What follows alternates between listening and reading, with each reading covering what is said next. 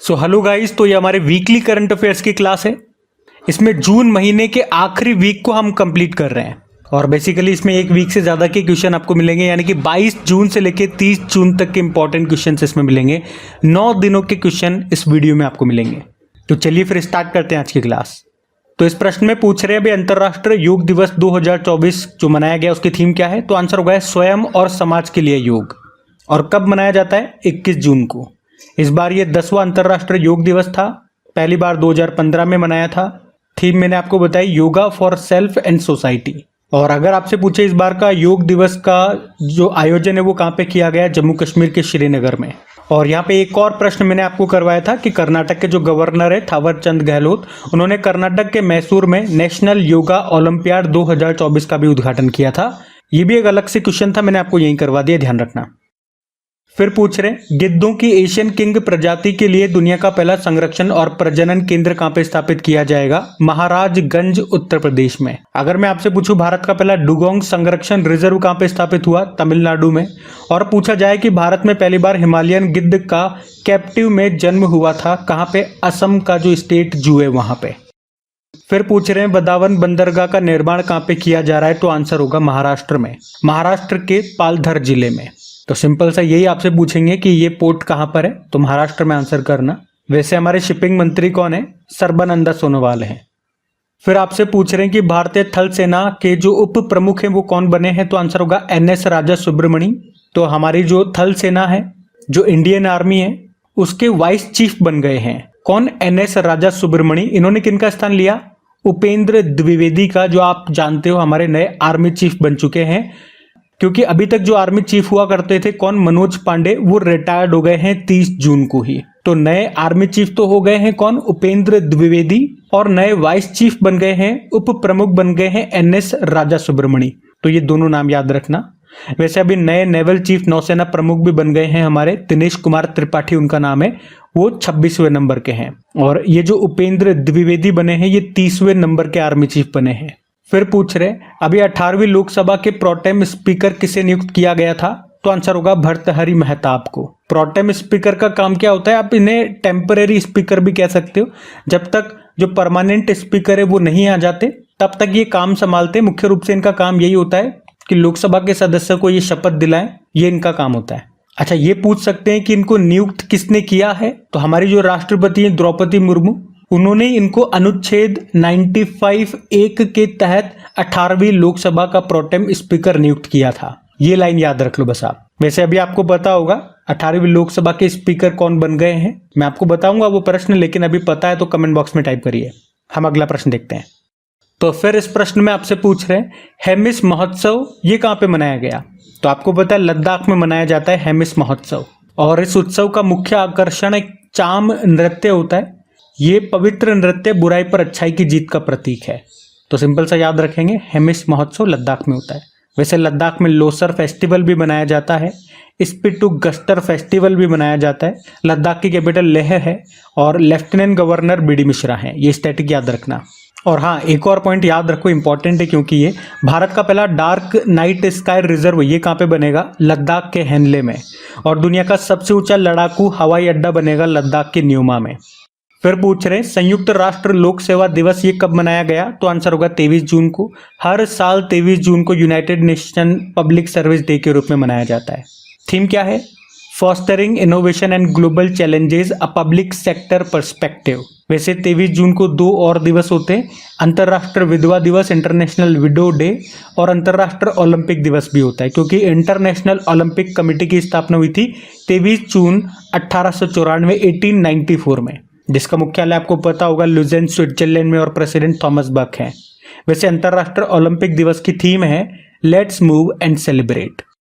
फिर पूछ रहे अभी किसे भारतीय दूरसंचार नियामक प्राधिकरण के सचिव के रूप में नियुक्त किया गया? तो आंसर होगा अतुल कुमार चौधरी को, यानी कि try telecom regulatory authority of India, इसके ये सेक्रेटरी बन गए, सचिव बन गए। इन्होंने वी रघुनंदन का स्थान लिया। किनका स्थान लिया ये ज्यादा महत्वपूर्ण नहीं है, लेकिन कौन अपॉइंट हुए हैं ये इंपॉर्टेंट है। आपको याद होगा अभी इसी के अध्यक्ष कौन बने थे?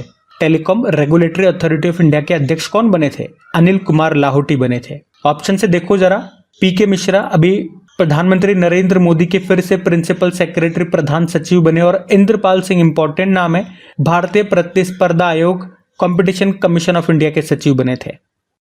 फिर पूछ रहे अंकटाड की रिपोर्ट के अनुसार 2023 में एफडीआई फॉरेन डायरेक्ट इन्वेस्टमेंट प्राप्त करने में भारत विश्व में कौन से स्थान पर है? तो आंसर होगा 15वें स्थान पे।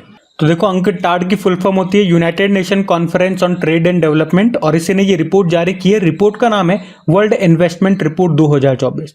इस रिपोर्ट में इन्होंने बताया कि 2022 की तुलना में 2023 में भारत में जो एफडीआई आया है उसमें 43% की कमी आई है। पूरी दुनिया में तो एफडीआई में 2% गिरावट 2% की गिरावट देखी गई है, लेकिन भारत में 43% की कमी आई है। कितना आया अगर हम बात करें, बताओ कितना आया? $28 बिलियन। इससे पहले 2022 में $49 बिलियन था। तो इसी हिसाब से जब इन्होंने एफडीआई प्राप्त करने वाले देशों की जब रैंकिंग जारी की तो भारत इस मामले में 15वें स्थान पे आ गया। 2022 में भारत 8वें स्थान पे था। सबसे ज्यादा एफडीआई किस देश में आया, यानी कि इस लिस्ट में पहले स्थान पर कौन है? तो अमेरिका है। वहां पे $311 बिलियन का एफडीआई आया है। भारत 15वें स्थान पे है। अंकटाड ने रिपोर्ट जारी की, इसके स्टैटिक देख लो। ये संयुक्त राष्ट्र का एक स्थायी संगठन है, स्थापना होती है 1964 में और हेडक्वार्टर जेनेवा स्विट्जरलैंड में है। और मैं आपको ये पॉइंट बता चुका हूं हर बार कि भारत में किन किन सेक्टर में 100% एफडीआई को मंजूरी दे दी है सरकार ने। तो स्पेस सेक्टर में, डिफेंस सेक्टर में और टेलीकॉम सेक्टर में, ये जरूर ध्यान में रखना। अगला देखते हैं अभी प्रश्न। तो अगले प्रश्न में पूछ रहे हैं अभी किसे global wind energy council India ने अध्यक्ष बनाया? गिरीश तांती को। याद रखना ये अध्यक्ष कहां पे बने हैं? Global wind energy council India के अध्यक्ष बने हैं। जबकि जो ग्लोबल लेवल पे ये जो ग्लोबल विंड एनर्जी काउंसिल है वहां पे ये वाइस चेयरमैन है। इंडिया में तो चेयरमैन हो गए और ग्लोबल लेवल पे ये जो काउंसिल है, ये जो परिषद है, वहां पे ये वाइस चेयरमैन है। वैसे ये है कौन? गिरीश तांती। भारत में एक सुजलॉन एनर्जी कंपनी है, ये एक रिन्यूएबल एनर्जी कंपनी है, विंड एनर्जी सोलर एनर्जी पे काम करती है और उसके ये वाइस चीफ है। अच्छा ये ऑप्शन इंपॉर्टेंट है। एमवी राव भारतीय बैंक संघ के अध्यक्ष बने थे। Kapil Sibal supreme court bar association के अध्यक्ष बने और दिलीप संघानी इफ्को के अध्यक्ष बने।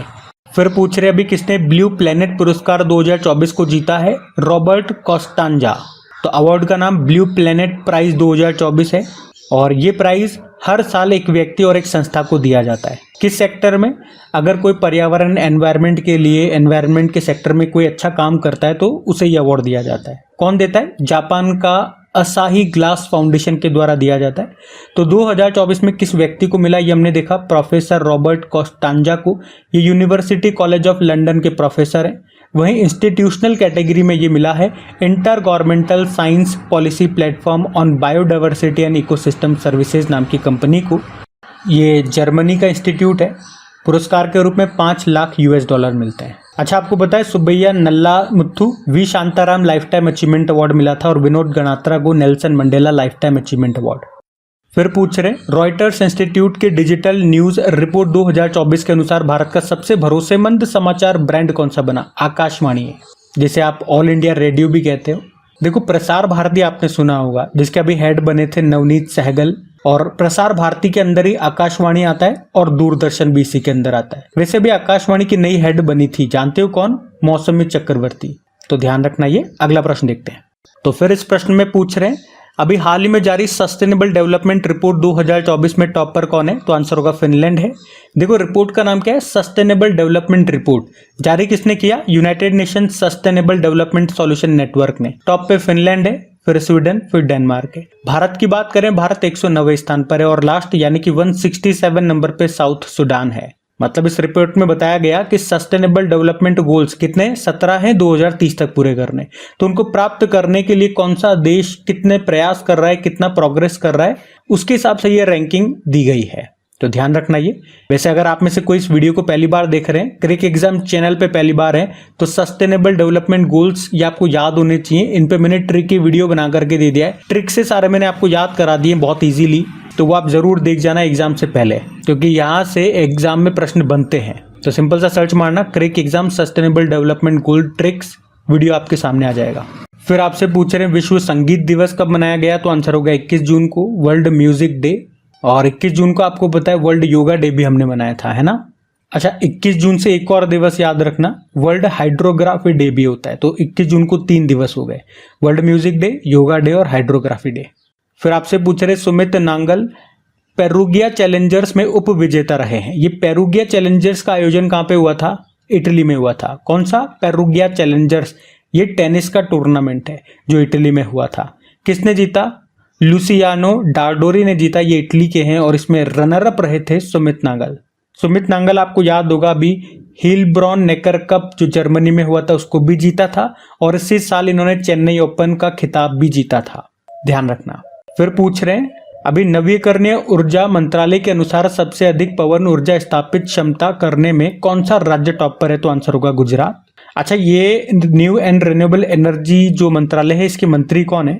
और कैबिनेट मिनिस्टर्स जो भी नए बने हैं इनका ट्रिकी वीडियो भी मैं बना करके दे चुका हूं, आप लोगों को नहीं देखा तो वो भी देख लेना, आप सर्च मार लेना क्रिक एग्जाम कैबिनेट मिनिस्टर्स 3.0 ट्रिक्स करके। तो इसके मंत्री प्रहलाद जोशी हैं, याद रखना। अभी इन्होंने एक डेटा जारी किया और उसमें बताया कि विंड एनर्जी स्थापित करने में टॉप पर है गुजरात, सेकंड पे तमिलनाडु है। वहीं सोलर एनर्जी के मामले में राजस्थान टॉप पर है और गुजरात सेकंड नंबर पर है।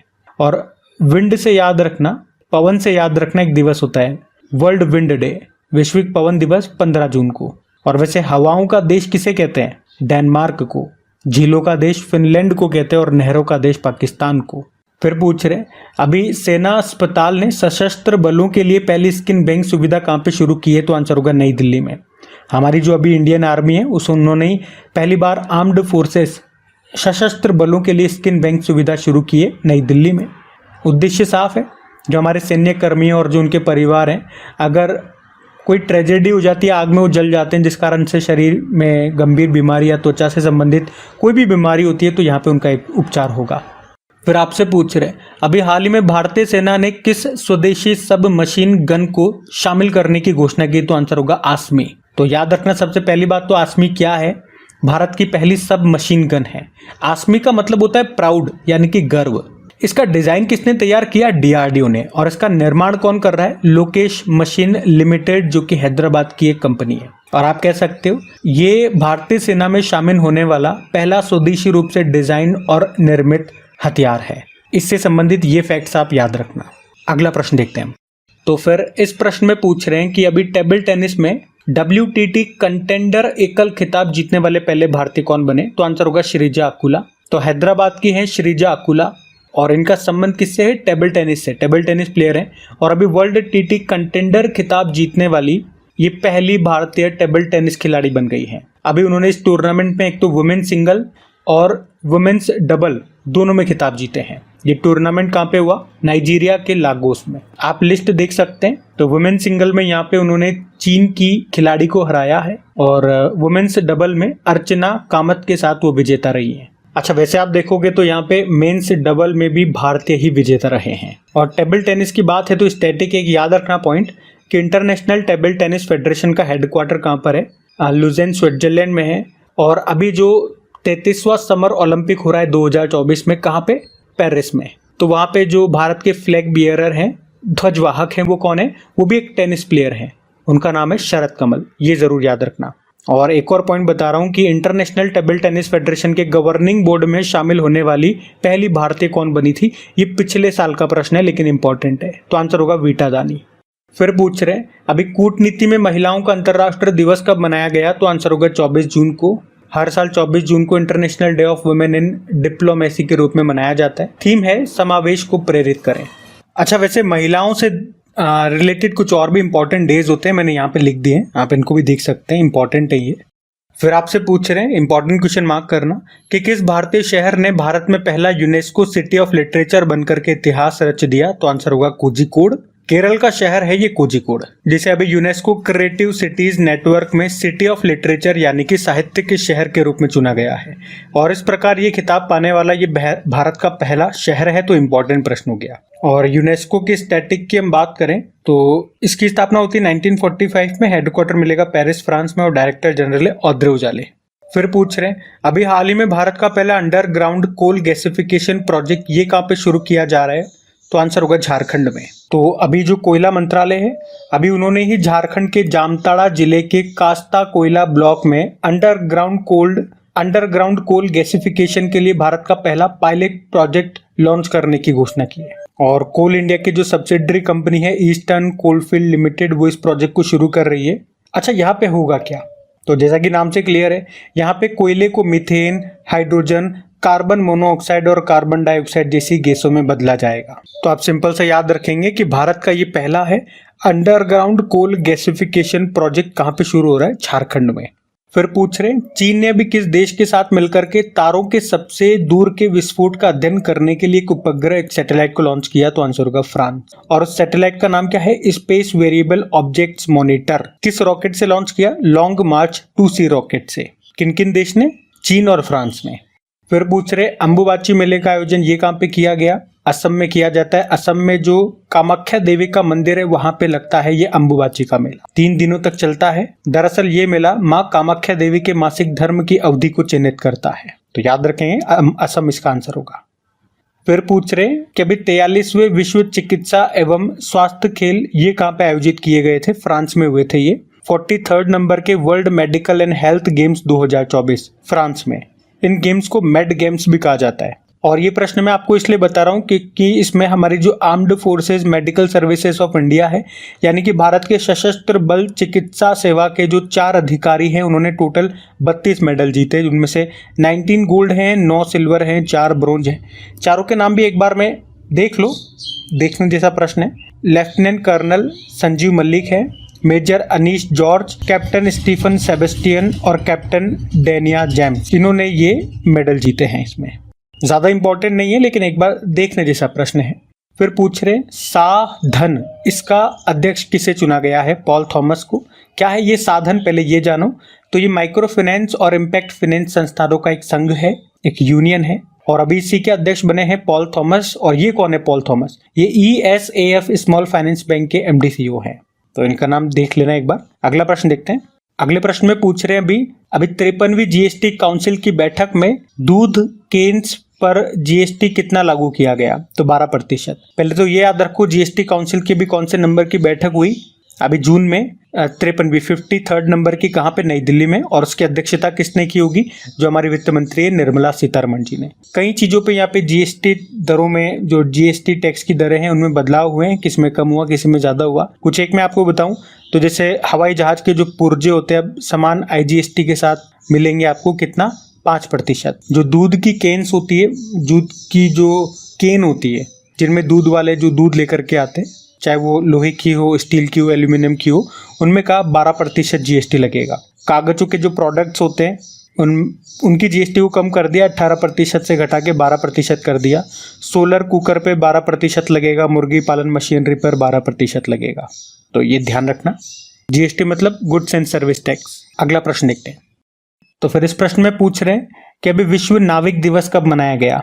डे ऑफ सी फेयरर 25 जून को मनाया जाता है। कौन मनाता है? अंतरराष्ट्रीय समुद्री संगठन, इंटरनेशनल मैरीटाइम ऑर्गेनाइजेशन, जिसकी स्थापना होती है 1958 में। हेडक्वार्टर है लंदन UK में। ये जरूर याद रखना। वर्ल्ड मैरीटाइम डे कब होता है?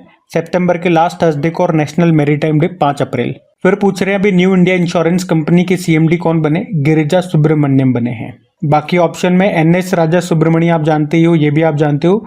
ये थोड़ा इंपॉर्टेंट ज्यादा है, फिलेमोन यांग। ये यूनाइटेड नेशन जनरल असेंबली के 79th सेशन के अध्यक्ष बने हैं। ये कैमरून देश से हैं, ये ध्यान रखना। फिर पूछ रहे अभी किस भारतीय शहर को वर्ल्ड क्राफ्ट सिटी का टैग मिला है? तो आंसर होगा श्रीनगर को। तो याद रखेंगे, जम्मू कश्मीर के श्रीनगर को वर्ल्ड क्राफ्ट काउंसिल से वर्ल्ड क्राफ्ट सिटी का टैग मिला है। अभी आपने पढ़ा था। और इसी तरह से एक प्रश्न अभी हमने पढ़ा था, आपको याद हो तो यूनेस्को ने अभी भारत के एक शहर को पहला साहित्य का शहर के रूप में घोषित किया था। कौन सा शहर है वो? केरल का कोझिकोड है।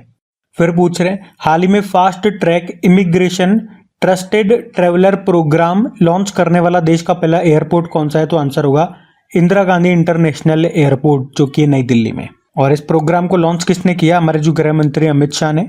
और इसका फायदा किसे मिलेगा? जो ओवरसीज सिटीजन ऑफ इंडिया यानी कि भारत के विदेशी नागरिक हैं और जो भारतीय नागरिक हैं उनको।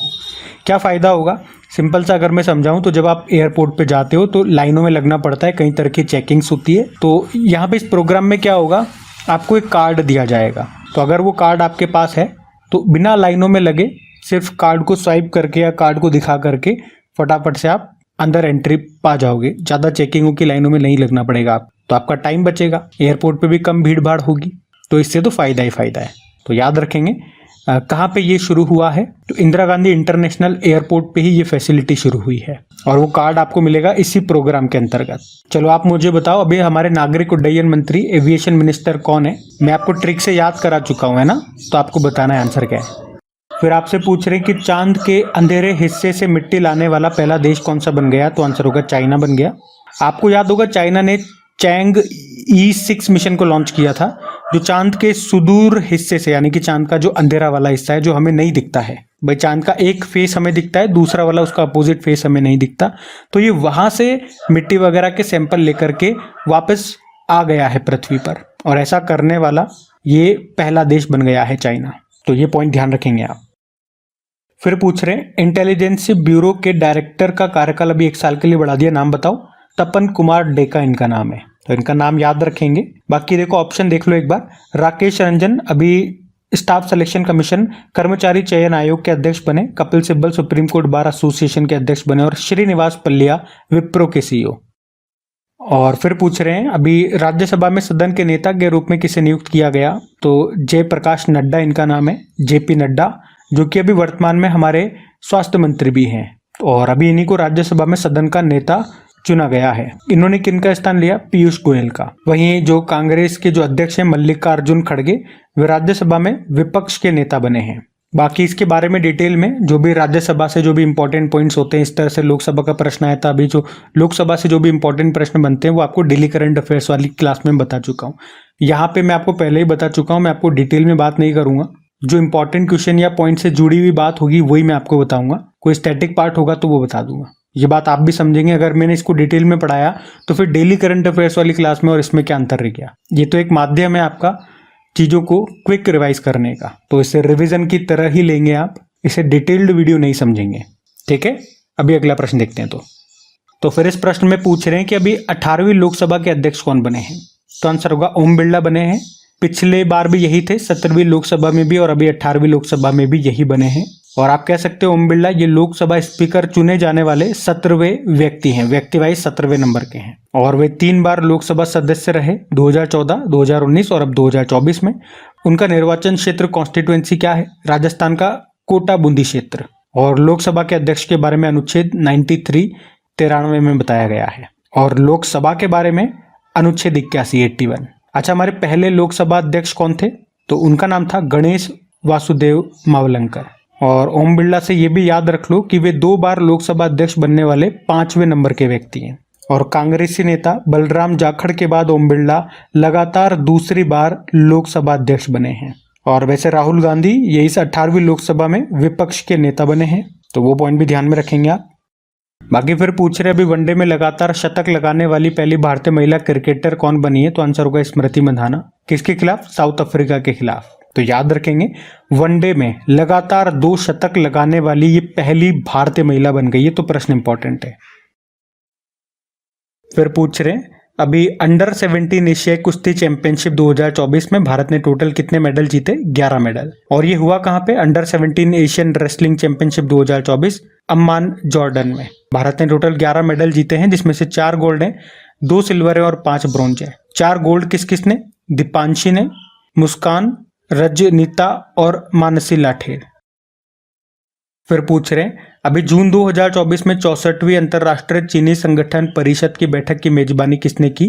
तो आंसर होगा भारत। तो यहाँ पे हम बात कर रहे हैं इंटरनेशनल शुगर ऑर्गेनाइजेशन काउंसिल की। इसकी बैठक हुई है अभी 2024 में, 64वां संस्करण है, 64 नंबर का। कहाँ पे? भारत में, भारत के नई दिल्ली के भारत मंडपम में। और आपको बता दूं कि भारत को 2024 के लिए अंतर्राष्ट्रीय चीनी परिषद का अध्यक्ष भी चुना गया है, तो ये ध्यान रखेंगे आप। चीनी उत्पादन में पहले स्थान पे ब्राजील है, तो दूसरे नंबर पे भारत है, लेकिन चीनी के कंज्यूमर में यानी कि उपभोक्ता के रूप में भारत पहले स्थान पर है। फिर अगला प्रश्न देखो, ये भी इंपॉर्टेंट है। नाटो के अगले महासचिव कौन बने? तो आंसर होगा मार्क रूटे। मार्क रूटे तो आप जानते होंगे नीदरलैंड के प्रधानमंत्री हैं, और अब ये होंगे नाटो के नए डायरेक्टर जनरल। ये किनका स्थान लेंगे? जेंस स्टोल्टेनबर्ग का, जो कि नॉर्वे के पूर्व प्रधानमंत्री हैं। देखो नाटो की बात करते हैं। नॉर्थ अटलांटिक ट्रीटी ऑर्गेनाइजेशन स्थापना होती है 1949 में। हेडक्वार्टर ब्रुसेल बेल्जियम में है। टोटल मेंबर कंट्रीज हैं 32 नंबर का स्वीडन है और 31 नंबर का है फिनलैंड। फिर पूछ रहे professional golf tour of India के अध्यक्ष कौन बने हैं, तो आंसर होगा कपिल देव। तो भारतीय क्रिकेट टीम के पूर्व कप्तान है ये जो कपिल देव, और अभी इनको professional golf tour of India का अध्यक्ष बनाया गया है। उन्होंने HR श्रीनिवासन का स्थान लिया। ये कपिल देव है। कपिल सिब्बल अलग है जो कि भी सुप्रीम कोर्ट बार एसोसिएशन के हेड बने थे, उनका भी नाम ध्यान में रखना।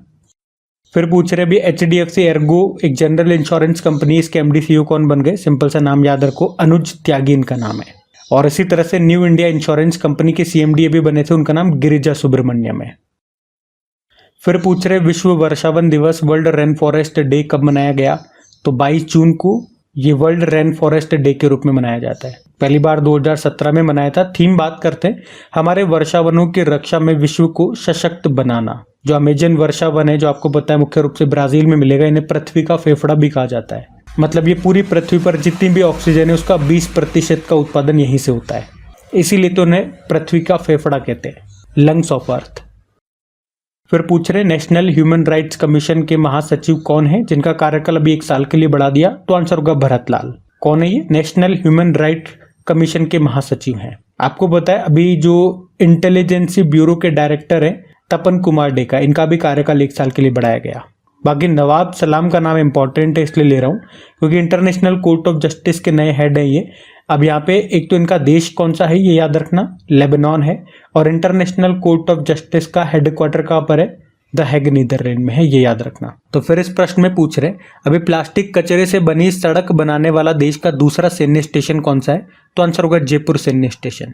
अब आप पूछोगे ये दूसरा है तो पहला कौन सा था जहाँ पे प्लास्टिक कचरे से सड़क बनाई गई हो, तो आंसर होगा नारंगी सैन्य स्टेशन, जो आपको गुवाहाटी असम में मिलेगा। 2019 में बनी थी यहाँ पे। और ये जो अभी जयपुर सैन्य स्टेशन में जो प्लास्टिक की सड़क बनी है वो लंबाई में पूछेंगे तो 100 मीटर लंबी है। वैसे ये पॉइंट मैं आपको जरूर बताऊंगा, काम का इसलिए बता रहा हूँ, ध्यान से सुनना, कि सड़कों के निर्माण में प्लास्टिक कचरे का उपयोग करने की जो तकनीक है उसको किसने डेवलप किया, प्रोफेसर राजगोपालन वासुदेवन। इसीलिए तो उनको प्लास्टिक मैन ऑफ इंडिया के नाम से जानते हैं और उनके योगदान के लिए 2018 में पद्म श्री उनको मिल चुका है। और 2017 में भारत सरकार ने सड़कों के निर्माण के लिए 10% प्लास्टिक कचरे को गर्म कोलतार के साथ मिलाने की अनुमति दे दी थी। कितना प्रतिशत ये पूछा जा सकता है, थोड़ा सा अगर डीप में पूछेगा तो एग्जामिनर, तो 10%। वैसे आप जानते हो देश की पहली स्टील के कचरे से सड़क कहाँ पे बनी थी, वो सूरत गुजरात में बनी थी। ठीक है। और अगर मैं पूछूं प्लास्टिक से संबंधित 3 प्रश्न कि प्लास्टिक ओवरशूट डे 2024 में कब मनाया जा रहा है, 5 सितंबर को। और प्लास्टिक बैग्स को बैन करने वाला पहला देश न्यूजीलैंड है, जबकि international plastic bag free day 3 जुलाई को होता है। फिर पूछ रहे MSME दिवस, micro small medium enterprises day कब मनाया गया, तो 27 जून को। पहली बार 2017 में मनाया था। थीम क्या है, MSME एंड सस्टेनेबल डेवलपमेंट गोल। और MSME मंत्री अभी नए बन गए हैं, क्या नाम है, जीतन राम मांझी उनका नाम है, ध्यान रखना ये। फिर पूछ रहे अभी कौन सा देश इंटरनेशनल सोलर अलायंस का 100वां पूर्ण सदस्य बन गया, तो आंसर होगा पराग्वे। अब मैंने ऐसा क्यों कहा पूर्ण सदस्य बन गया, मैं बताता हूं अभी आपको, लेकिन पहले ये देख लो कि भारत और फ्रांस ने ही मिलकर के सोलर एनर्जी को बढ़ावा देने के लिए 2015 में जो COP21 जलवायु परिवर्तन सम्मेलन हुआ था, उसी दौरान इंटरनेशनल सोलर अलायंस की स्थापना भी की थी। और अभी इसी में पूर्ण रूप से पूरा सदस्य बनने वाला 100वां देश बन गया है, कौन सा, पराग्वे। इससे पहले 99 नंबर का बना था, कौन सा, स्पेन बना था। तो ये आप ध्यान रखेंगे। और इंटरनेशनल सोलर अलायंस का मुख्यालय आपको गुरुग्राम हरियाणा में मिलेगा। ये पहला अंतरराष्ट्रीय संगठन है जिसका मुख्यालय आपको भारत में मिलेगा। इसके डायरेक्टर जनरल है अजय माथुर। और अगर हम पराग्वे की स्टैटिक देखें तो करेंसी होती है एसुंसियोन और करेंसी है परागियन गुआरानी, तो ये ध्यान में रखना आप। फिर पूछ रहे अभी डेविड वार्नर ने अंतरराष्ट्रीय क्रिकेट से संन्यास ले लिया, वे किस देश के खिलाड़ी हैं, ऑस्ट्रेलिया के हैं। और आपको बता दूं इसी के साथ 2 भारतीय खिलाड़ी हैं, दिनेश कार्तिक और केदार जाधव, अभी उन्होंने ऑल फॉर्मेट से संन्यास ले लिया था। फिर पूछ रहे हैं $100 बिलियन का आंकड़ा पार करने वाली देश की 6ठी कंपनी कौन सी बन गई है, तो ICICI बैंक। और ऐसा करने वाला दूसरा बैंक कौन सा बन गया, तो ICICI बैंक। मैं पूरी लिस्ट आपको बताता हूँ। लेकिन आईसीआईसीआई बैंक की स्टैटिक पहले देख लो। स्थापना होती है 1994 में, मुंबई में मुख्यालय है, एमडी सीईओ संदीप बख्शी और टैगलाइन हम है ना ख्याल आपका। लिस्ट कौन कौन है, मतलब ये छठे स्थान पर है तो इससे ऊपर 5 कौन कौन है, तो रिलायंस इंडस्ट्रीज है, टीसीएस है, एचडीएफसी बैंक है, भारतीय एयरटेल है और इन्फोसिस है। फिर पूछ रहे अभी पेन पिंटर पुरस्कार 2024 किसने जीता है, अरुंधति रॉय ने। तो अभी ब्रिटिश लाइब्रेरी ने, जो भारतीय लेखिका है अरुंधति रॉय, उन्हीं को ये पेन पिंटर पुरस्कार 2024 से सम्मानित किया। अरुंधति रॉय ये मेघालय से है और इनसे एक पॉइंट जरूर याद रखना कि 1997 में उनका जो पहला उपन्यास था the God of small things, उसके लिए इनको बुकर प्राइज मिला था और अभी पेन पिंटर पुरस्कार 2024 इन्हीं को मिला है, ये याद रखना आप तो, क्योंकि इंपॉर्टेंट प्रश्न है ये। फिर पूछ रहे भी पहला अंतरराष्ट्रीय डेयरी फेडरेशन एशिया प्रशांत शिखर सम्मेलन का आयोजन ये कहां पे किया गया, तो आंसर होगा कोच्चि। किसकी बात कर रहे हैं, अंतरराष्ट्रीय डेयरी फेडरेशन एशिया प्रशांत शिखर सम्मेलन 2024, और पहली बार इसका आयोजन किया गया, तो प्रश्न में लेकर के आया हूं इसी कारण से, क्योंकि पहली बार है ये। कहां पे, केरल के कोच्चि में। फिर आपसे पूछ रहे कि भारत और किस देश के बीच हॉपेक्स अभ्यास का आयोजन हुआ, तो मिस्र यानी कि इजिप्ट। देखो एक्सरसाइज का नाम क्या है, हॉपेक्स, ये एक हवाई युद्ध अभ्यास है, वायुसेना का अभ्यास है और भारत और मिस्र के बीच में ये हुआ कहां पे, इजिप्ट में ही, 21 से लेकर 26 जून 2024 तक।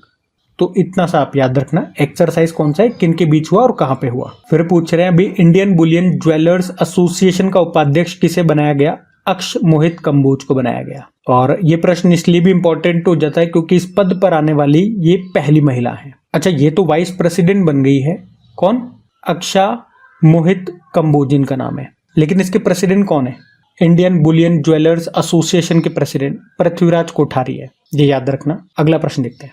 तो फिर इस प्रश्न में पूछ रहे हैं कि विदेश सचिव कौन बन गए, विक्रम मिस्त्री बने हैं, मोहन क्वात्रा का स्थान लिया इन्होंने।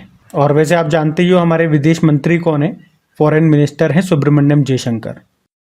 फिर पूछ रहे हैं भारत का सबसे वैल्यूएबल ब्रांड कौन सा बन गया है, तो आंसर होगा टाटा ग्रुप। किसके अनुसार, ब्रांड फाइनेंस इंडिया 100 2024 की रिपोर्ट आई है, उसके अनुसार जो भारत का सबसे वैल्यूएबल ब्रांड है। वैल्यूएबल ब्रांड कैसे चुना, इसका मार्केट कैप सबसे ज्यादा बताया गया, तो इसके अनुसार पहले स्थान पे टाटा ग्रुप है, दूसरे पे इन्फोसिस है, तीसरे पे एचडीएफसी ग्रुप है। पूरी लिस्ट आपके सामने आप देख सकते हैं।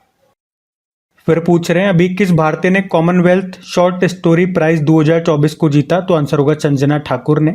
मुंबई की लेखिका हैं और अभी उन्होंने लंदन में कॉमनवेल्थ शॉर्ट स्टोरी प्राइज जीता है। उनकी बुक है ऐश्वर्या राय, उसके लिए उन्होंने ये पुरस्कार जीता। पुरस्कार में 5000 पाउंड उन्हें मिले हैं, तो ये ध्यान रखना। फिर पूछ रहे हैं रेलवे प्रोटेक्शन फोर्स के जो महानिदेशक डायरेक्टर जनरल ने कौन, मनोज यादव। इन्होंने भी एक एप्लीकेशन लॉन्च किया है, क्या नाम है उसका, संज्ञान एप्लीकेशन है। तो एक तो ये याद रखना कि आरपीएफ के डायरेक्टर जनरल कौन है, मनोज यादव हैं, और उन्होंने ये संज्ञान नाम से एक एप्लीकेशन लॉन्च किया है। और क्या उद्देश्य है इस एप्लीकेशन को लॉन्च करने का, तो अभी जो 3 नए आपराधिक कानून आए हैं, कौन कौन से, भारतीय न्याय संहिता 2023, भारतीय नागरिक सुरक्षा संहिता 2023 और भारतीय साक्ष्य अधिनियम 2023। तो यहाँ पे इन तीनों के बारे में डिटेल में आपको इन्फॉर्मेशन प्रोवाइड की जाएगी। ये है संज्ञान एप्लीकेशन। और फिर पूछ रहे हैं अभी मुख्यमंत्री माझी लाड़की बहन योजना किसने शुरू की, तो आंसर होगा महाराष्ट्र ने। क्या होगा इसमें, इसमें 21 से लेकर 60 वर्ष आयु तक की सभी महिलाओं को 1500 रुपये हर महीने की वित्तीय सहायता दी जाएगी। और इसके लिए राज्य सरकार ने 46,000 करोड़ रुपए आवंटित किए हैं, तो ध्यान रखना ये। फिर पूछ रहे हैं अभी किसे नवरत्न कंपनी का दर्जा मिल गया, तो आंसर होगा Mazagon Dock Shipbuilders Limited, ये मुंबई में है। अच्छा, एक बार मैं आपको डायरेक्ट बता देता हूँ कि अभी टोटल कितनी महारत्न कंपनियां हो चुकी है। नवरत्न कंपनी लेटेस्ट कौन सी है, तो महारत्न कंपनियां टोटल 13 हो चुकी हैं। 13वीं बनी थी ऑयल इंडिया, उससे पहले 12वीं बनी थी रूरल इलेक्ट्रिफिकेशन कॉर्पोरेशन लिमिटेड, और अभी नवीनतम नवरत्न कंपनी बन गई है ये मजगांव डॉक लिमिटेड। इससे पहले बनी थी Indian renewable energy development agency limited. तो इतना आपको याद रखना है, ज़्यादा डिटेल में नहीं जा रहे हम। फिर पूछ रहे हैं अभी राष्ट्रीय सांख्यिकी दिवस नेशनल स्टैटिस्टिक डे मनाया कब, ये 29 जून को मनाया है। किनकी याद में मनाते हैं, प्रोफेसर पीसी महालनोबिस। पीसी मतलब होता है प्रशांत चंद्र महालनोबिस जी की जयंती को पहली बार 2007 में मनाया था। एक वर्ल्ड स्टैटिस्टिक डे भी होता है जो हर 5 साल में एक बार होता है, कब, 20 अक्टूबर को। अच्छा, ये जो नेशनल स्टैटिस्टिक डे जो भारत में मना रहे हैं हम, ये 18वां संस्करण है। इसका थीम है निर्णय लेने के लिए डेटा का उपयोग, use of data for decision making. PC Mahalanobis से कुछ पॉइंट्स हैं, जैसे कि इनका जन्म कोलकाता में हुआ। कोलकाता में उन्होंने राष्ट्रीय सांख्यिकी संस्थान की स्थापना की थी और फिर उन्होंने सेंट्रल स्टैटिस्टिकल ऑर्गेनाइजेशन की भी स्थापना की थी। जो भारत की दूसरी पंचवर्षीय योजना है 1956 से 61 तक, वो पीसी महालनोबिस के मॉडल पर ही आधारित है। 1968 में पद्म विभूषण मिला, भारत का दूसरा सर्वोच्च नागरिक सम्मान है और उन्हें भारतीय सांख्यिकी का जनक भी कहा जाता है, फादर ऑफ इंडियन स्टैटिस्टिक। तो इनसे संबंधित ये पॉइंट्स ध्यान में रखना। फिर पूछ रहे हैं अभी डीआरडीओ ने कहाँ पर अभ्यास का सफल परीक्षण किया, तो उड़ीसा में किया। उड़ीसा में जो चांदीपुर टेस्ट फायरिंग रेंज है वहाँ पे। क्या ये अभ्यास? तो ये एक high speed expendable aerial target है, मतलब आप कह सकते हो एक तरह का डमी हवाई वाहन है, जिसे हम टारगेट मान करके, हमारा लक्ष्य मान करके हमारी जो मिसाइल्स होती है उनकी प्रैक्टिस करते हैं। और इसका डिज़ाइन तो डीआरडीओ ने बनाया है, लेकिन इसका निर्माण कौन कर रहे हैं? Hindustan aeronautical limited Larsen Toubro के साथ मिलकर के। देखो डीआरडीओ की स्टैटिक देखें तो स्थापना 1958 में होती है, नई दिल्ली में मुख्यालय हो गया। और इसका मोटो क्या होता है? Strength origin is in knowledge, बलस्य मूलम विज्ञानम। डायरेक्टर जनरल है समीर वी कामत। फिर पूछ रहे हैं उत्तर प्रदेश का पहला बायोप्लास्टिक पार्क ये किस स्थान पर स्थापित किया जाएगा? तो आंसर होगा लखीमपुर खीरी जिले में। और उद्देश्य क्या है इसका? कि अभी जो ट्रेडिशनल हम प्लास्टिक यूज कर रहे हैं उसको डिकम्पोज होने में बहुत सैकड़ों साल लग जाते हैं, तो इस तरह से वो अब पर्यावरण को प्रदूषित कर रही है। तो उसी का इन्होंने एक रास्ता निकाला है, ये बायोप्लास्टिक। ये बायोप्लास्टिक की खास बात क्या है? ये बायोडिग्रेडेबल है, मतलब इसका विघटन हो जाता है, क्योंकि ये कृषि फसलों और सेल्यूलोज या आलू और मकई स्टार्च अपशिष्ट से प्राप्त प्राकृतिक पॉलीमर से बनी होती है। फिर आपसे पूछ रहे हैं कि अभी महिला टेस्ट क्रिकेट का सबसे तेज दोहरा शतक लगाने वाली क्रिकेटर कौन बन गई हैं? तो आंसर होगा शेफाली वर्मा। और किसके खिलाफ इन्होंने ये कारनामा किया? साउथ अफ्रीका के खिलाफ। तो इन्होंने वुमेन्स टेस्ट क्रिकेट में सबसे तेज दोहरा शतक लगा दिया है। ऐसा करने वाली पहली बल्लेबाज बन गई है ये, पहली महिला बल्लेबाज। 194 गेंदों पे इन्होंने दोहरा शतक यानी कि 200 रन बनाए। और वैसे आप कह सकते हो कि ये दूसरी भारतीय महिला क्रिकेटर है जिन्होंने टेस्ट क्रिकेट में दोहरा शतक लगाया हो। पहली मिताली राज है, लेकिन सबसे तेज दोहरा शतक लगाने के मामले में फिर ये नंबर 1 है। वैसे इसी मैच में एक और रिकॉर्ड बना था, उन्होंने स्मृति मंधाना के साथ 312 गेंदों पर 292 रन की साझेदारी खेली थी और ये टेस्ट क्रिकेट के इतिहास की दूसरी सबसे बड़ी साझेदारी थी, तो ये ध्यान में रखना। तो इस प्रश्न में पूछ रहे हैं अभी हाल ही में भारत की सबसे बड़ी तेंदुआ सफारी का उद्घाटन कहाँ पे किया गया? तो आंसर होगा कर्नाटक में। तो कर्नाटक के बंगलुरु में जो बैनरघट्टा जैविक उद्यान है, बायोस्फीयर रिजर्व है, और यहीं पे भारत की सबसे बड़ी और हमारी तीसरी तेंदुआ सफारी का उद्घाटन किया गया। ये तेंदुआ सफारी 20 हेक्टेयर क्षेत्र में फैली हुई है। वर्तमान में 8 तेंदुए यहाँ पर हैं। वैसे आप जानते हो भारत में सबसे ज्यादा लेपर्ड यानी कि तेंदुए मध्य प्रदेश में है, फिर महाराष्ट्र में है, फिर कर्नाटक में है, तो ये ध्यान रखना। फिर पूछ रहे अभी किस राज्य सरकार ने मुख्यमंत्री बहन बेटी स्वावलंबन योजना शुरू की? तो आंसर होगा झारखंड। क्या होगा इसमें राज्य की 25 से लेकर 50 वर्ष तक की सभी महिलाओं को हर महीने 1000 रुपए दिए जाएंगे। तो झारखंड ने इसको शुरू किया है, ध्यान में रखना। फिर पूछ रहे हैं अभी 2025 में बिहार के किस शहर को राजस्व जिला बनाने की घोषणा की गई है? तो आंसर होगा बगहा। बिहार के जो मुख्यमंत्री नीतीश कुमार अभी उन्होंने घोषणा की है कि 2025 में बगहा शहर को राजस्व जिला बनाया जाएगा। अभी ये पश्चिमी चंपारण जिले के अंतर्गत आता है, तो ये ध्यान रखना। फिर पूछ रहे हैं अभी जून 2024 में दक्षिण कोरिया, अमेरिका और किस देश ने मिलकर के पहली बार फ्रीडम एज अभ्यास शुरू किया? तो आंसर होगा जापान। एक्सरसाइज का नाम है फ्रीडम एज। ये पहला संस्करण है, पहली बार हो रहा है एक्सरसाइज 3 देशों के बीच में, साउथ कोरिया, अमेरिका और जापान के बीच में। कहाँ पे? साउथ कोरिया के जेजू द्वीप पर, ध्यान रखना ये। फिर पूछ रहे हैं अभी 12वां विश्व हिंदी सम्मान किसे मिला? डॉक्टर उषा ठाकुर को मिला है। कहाँ पे? हिंदी संवाद कार्यक्रम में, जिसका आयोजन अभी नेपाल में किया हमारे भारतीय दूतावास ने। तो उषा ठाकुर को ये सम्मान हिंदी साहित्य के विकास में उनके योगदान के लिए दिया गया। ये अवार्ड जो है ना भारत सरकार के विदेश मंत्रालय के द्वारा हर साल दिया जाता है। आपको पता है पिछले साल 12वां विश्व हिंदी सम्मेलन कहाँ पे हुआ था? फिजी देश में हुआ था। जबकि पहला विश्व हिंदी सम्मेलन ये नागपुर में हुआ था 10 जनवरी 1975 1975 में। इसीलिए तो 10 जनवरी को विश्व हिंदी दिवस मनाते हैं हम, और नेशनल हिंदी डे 14 सितंबर। फिर पूछ रहे हैं कि फाइनेंशियल एक्शन टास्क फोर्स के टॉप 5 ग्रुप में कौन सा देश शामिल हुआ है? तो आंसर होगा भारत। तो याद रखना, अभी सिंगापुर में फाइनेंशियल एक्शन टास्क फोर्स की बैठक में 2023-24 के दौरान भारत की मूल्यांकन रिपोर्ट को जारी किया है। क्या बताया इसमें बताया कि मनी लॉन्ड्रिंग और टेरर फंडिंग के खिलाफ भारत को रेगुलर फॉलोअप कैटेगरी में रखा गया है। मतलब ये अच्छी बात है, भारत के लिए अच्छी बात है ये। और उसके अलावा बताऊं, इस रिपोर्ट में फाइनेंशियल एक्शन टास्क फोर्स ने मनी लॉन्ड्रिंग के खतरों को कम करने की सराहना की है भारत की, और कैशलेस इकोनॉमी की तरफ बढ़ने से भारत ने ये उपलब्धि हासिल की है, जो भी आप कह सकते हो। फाइनेंशियल एक्शन टास्क फोर्स की स्थापना होती है 1989 में, हेडक्वार्टर पेरिस में है। अच्छा, अभी तुर्की देश भी याद रखना, इसको भी ग्रे लिस्ट से बाहर निकाल दिया गया है। फिर पूछ रहे यूरोपीय संघ की यूरोपीय परिषद के अध्यक्ष के रूप में किसे चुना गया? एंटोनियो कोस्टा को। कौन है ये? पुर्तगाल के पूर्व प्रधानमंत्री हैं।